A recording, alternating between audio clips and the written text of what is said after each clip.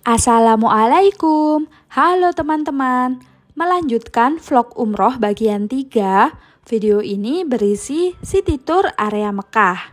Dalam perjalanan umroh, selain melaksanakan ibadah dan umroh, kita juga melaksanakan city tour di sekitar kota suci Mekah.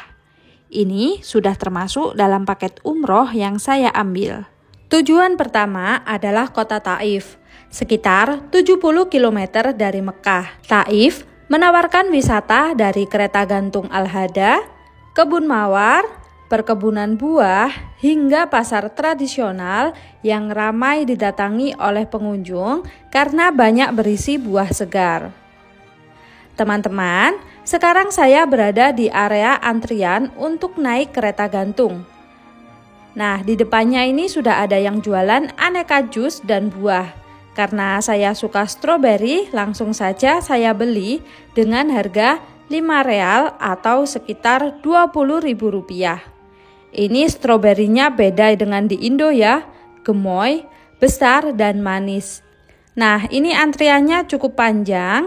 Kami membayar dengan harga 60 real atau sekitar Rp270.000.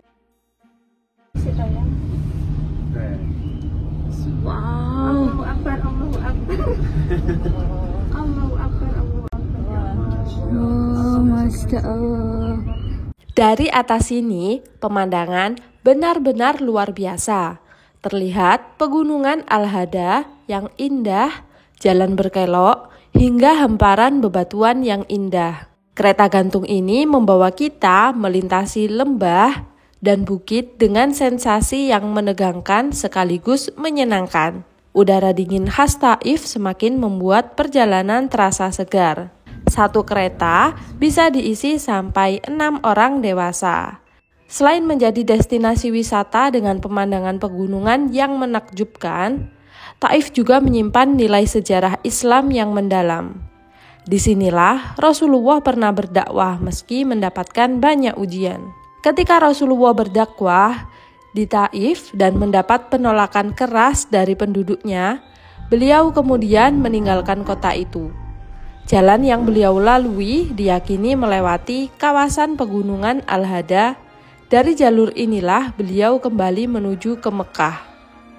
Jalan Nabi di Al-Hada, jalur ini dikenal menanjak, berliku, dan penuh bebatuan. Saat melewati jalur ini, kita seakan bisa membayangkan perjuangan Rasulullah yang penuh kesabaran dan ketabahan dalam menyebarkan dakwah. Bukan hanya pemandangan alam, dari atas kita juga bisa melihat deretan resort, taman hiburan, dan bahkan jalur jalan raya yang tampak seperti garis kecil di bawah sana. Setelah sampai bawah atau jalur putar balik, kita bisa turun atau langsung melanjutkan perjalanan. Jika turun, tidak perlu membayar kembali untuk naik. Nah, disinilah tempat putar baliknya ya. Jika turun, ada juga tobogan, yaitu kereta kecil yang meluncur di lereng pegunungan dengan panorama perbukitan. Nah, untuk travel kami disarankan tidak turun karena mengejar waktu untuk kembali lagi ke Mekah. Sungguh perjalanan singkat tapi berkesan. Ini menjadi salah satu hal untuk menikmati keindahan terbaik dari ketinggian. Singkat cerita, waktu sudah siang, perut sudah lapar, jadi kita makan siang bersama dahulu. Oke, untuk menunya ini nasi mandi. Hidangan ini terdiri dari nasi dan daging ayam yang dibumbui dengan campuran rempah-rempah, disajikan dalam versi goreng dan panggang. Ciri khas nasi mandi adalah warna nasi yang kuning dan putih berasal dari penggunaan rempah saffron. Disajikan dengan sambal tomat dan cabai hijau mentah untuk menyeimbangkan rasa gurih daging. Setiap santapan di Taif, rasa nasi mandi makin nikmat karena dagingnya segar, rempahnya kuat, dan porsi biasanya yang sangat besar. Oke, sekarang kita berada di salah satu destinasi unik di kota Taif, yaitu Museum Mawar Taif. Di tempat ini, kita bisa melihat langsung bagaimana bunga mawar khas Taif diolah. Museum ini tidak hanya menampilkan produk jadi, tapi juga proses tradisional penyulingan bunga mawar yang sudah diwariskan turun-temurun. Kemudian setelah itu diangkut dalam keranjang ke pabrik yang terbuat dari tembaga dan setiap pot menampung, menurut ukurannya, antara 10.000 mawar hingga 20.000 mawar. Dan setelah mengisi pot dengan mawar, kapasitas 25 liter air mawar pengantin ditambahkan pada Harumnya bunga mawar terasa begitu kuat di sini, membuat pengalaman berkunjung semakin berkesan ya. Museum Mawar Taif menjadi bukti bahwa kota ini bukan hanya indah secara alam, tapi juga kaya budaya dan warisan yang mendunia. Di Museum Mawar Taif, kita tidak hanya belajar tentang proses penyulingan bunga mawar, tapi juga bisa membawa pulang oleh-oleh khasnya, mulai dari air mawar segar, parfum, minyak mawar asli, hingga sabun dan kosmetik alami. Semua produk dibuat dari pegunungan Taif yang harum dan berkualitas tinggi. Hadiah istimewa dari kota sejuk nan indah ini. Bisa juga mencoba parfumnya secara gratis ya. Sekarang kita melanjutkan perjalanan untuk melaksanakan sholat duhur sambil berziarah. Kami berada di Gerbang Abdullah bin Abbas, salah satu landmark bersejarah di kota Taif. Gerbang ini menjadi pintu menuju masjid dan makam sahabat mulia Rasulullah, yaitu Abdullah bin Abbas. Masjid ini bukan hanya tempat beribadah, tapi juga memiliki nilai sejarah yang sangat tinggi.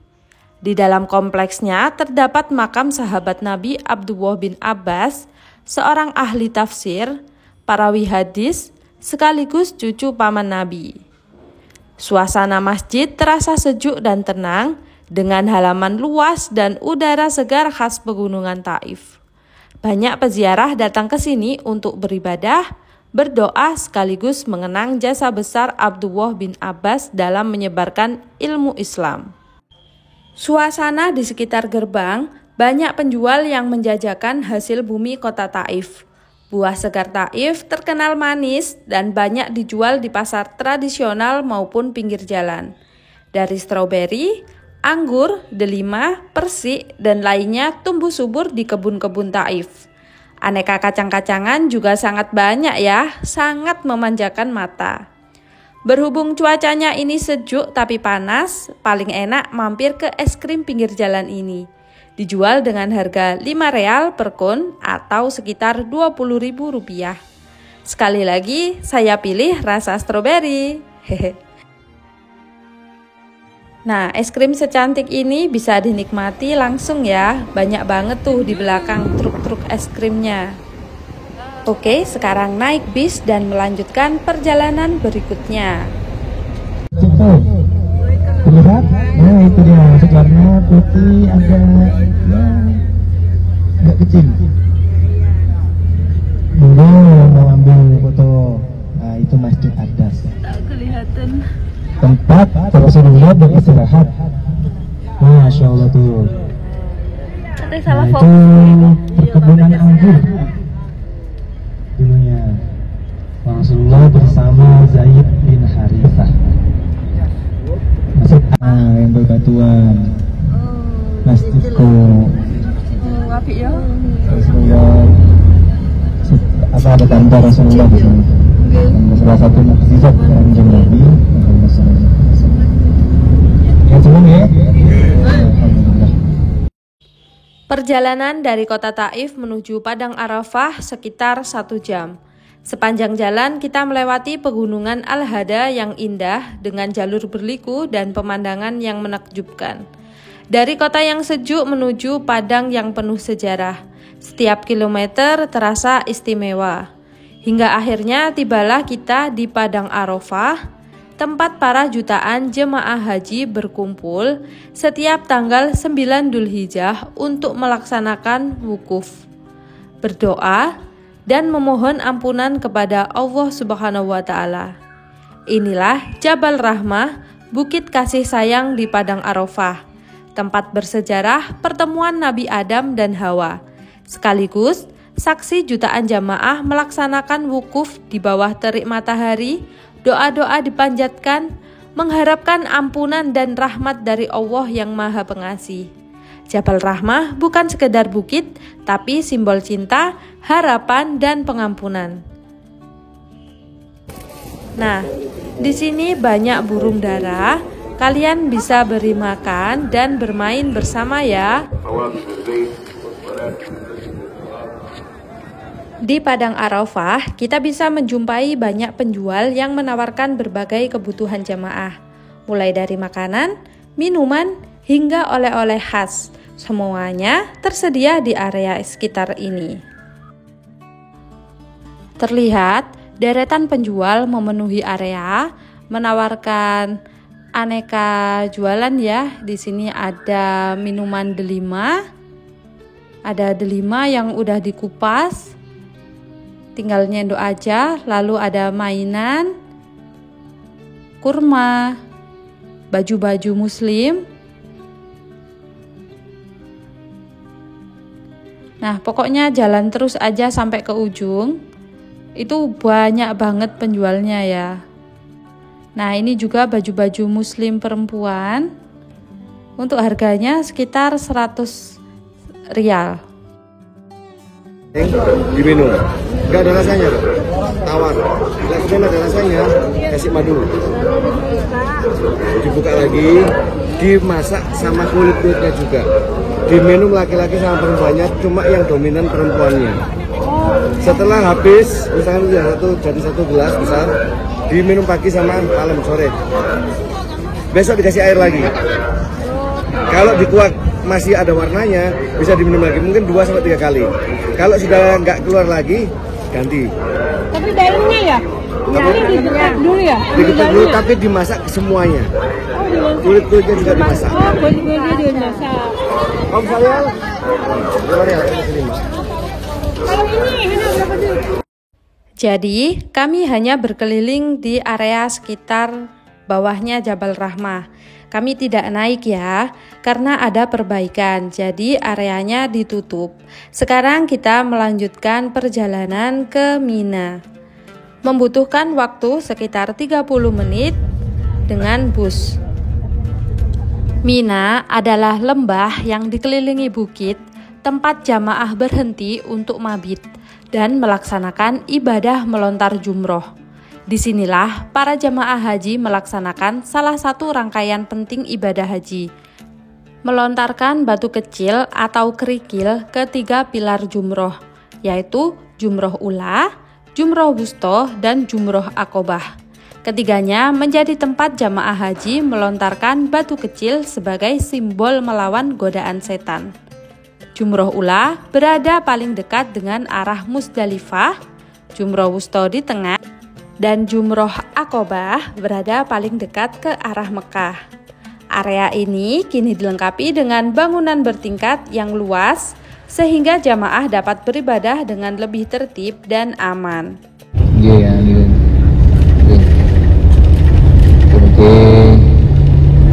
Jenengan saged ditakdiraken Allah, saged berangkat menunaikan ibadah haji, amin Allahumma amin.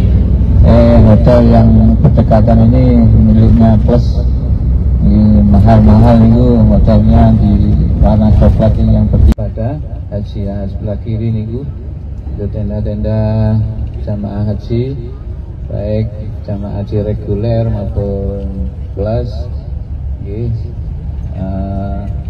Seluruh dunia kalau pada waktu bulan haji akan bertemu di Mina dikenal sebagai kota tenda putih, tempat jutaan jemaah haji bermabit. Deretan tenda-tenda berwarna putih ini berfungsi sebagai tempat beristirahat, beribadah, dan berkumpulnya jamaah selama melaksanakan rangkaian haji. Nah, WC di Mina tersedia dalam jumlah banyak, namun tetap ramai dan mengharuskan jamaah antre karena padatnya jemaah haji ya. Sekarang sudah perjalanan pulang dari City Tour.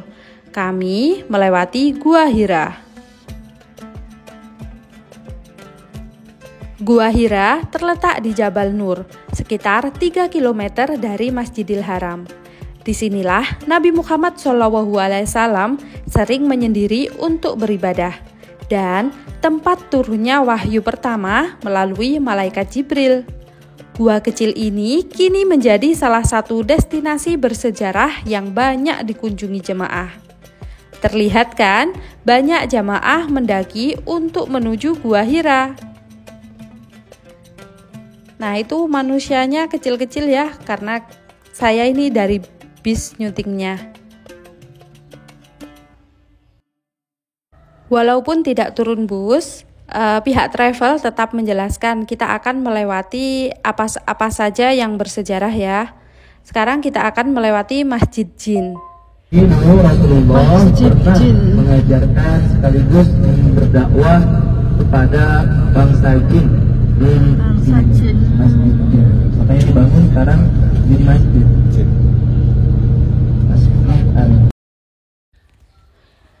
Di masjid itulah banyak bangsa jin yang kemudian masuk Islam. Oke, setelah City Tour dari Mina, bus jamaah mulai bergerak mendekati kota suci Mekah.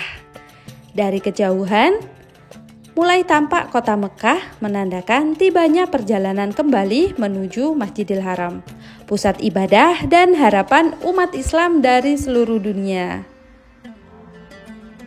Akhirnya, hampir sekitar seharian ya, dari jam 7 sampai sekitar jam 5 sore. Setelah itu kita melaksanakan sholat asar, lanjut maghrib, isya, dan istirahat.